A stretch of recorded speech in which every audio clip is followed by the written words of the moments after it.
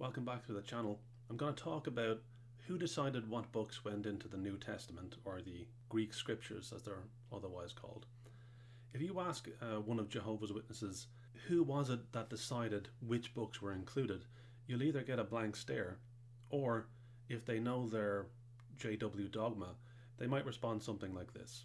However, even as God by his Spirit or active force granted to certain Christians the discernment of inspired utterances, he could also guide the governing body of the Christian congregation in discerning which inspired writings were to be included in the canon of the sacred scriptures. So Jehovah's Witnesses are taught that the first century governing body decided which books would be included in the New Testament. And they also put a time limit on it. They say that by the end of the 2nd century there was no question but that the canon of the Christian Greek scriptures was closed.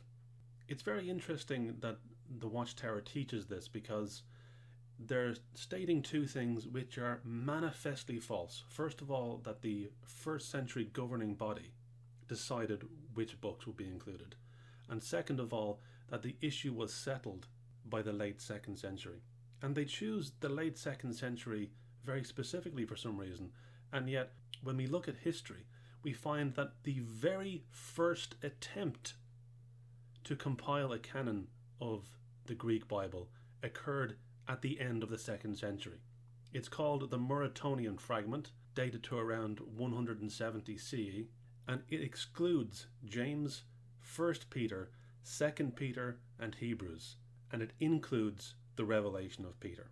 The Codex Claromontanus from around 300 CE excludes James, but it includes the letter of Barnabas, the Acts of Paul, the Shepherd of Hermas, and the Revelation of Peter. The Council of Laodicea in 363 CE excludes the book of Revelation. The Canon of Athanasius from 367 CE is the first canon of the 27 books of the Bible that we know today. It's worth just pausing for a moment to consider just why it is around the mid-4th century that the canon was starting to take shape to look something very similar to the 27 books of the Bible we know today. Around 25 years before the canon of Athanasius, Emperor Constantine ordered Eusebius, an early church father, to compile the books of the Bible and to produce 50 copies, and then to send these copies to him. He was given complete freedom with regarding what books to include, what books to exclude. He then bound up these 50 copies and then sent them off to the emperor. Unfortunately, we have no historical record of which books were included in Eusebius' canon. However, former Princeton professor Bruce Metzger said that these 50 magnificent copies, all uniform, could not but exercise a great influence on future copies and would help forward the process of arriving at a commonly accepted New Testament. So just before we have a canon that is the 27 books that we now accept, Eusebius produced 50 copies that was given to the emperor and that were ornate and elaborate and beautifully decorated, and as Professor Metzger says, no doubt had an enormous influence on how the canon was finally established.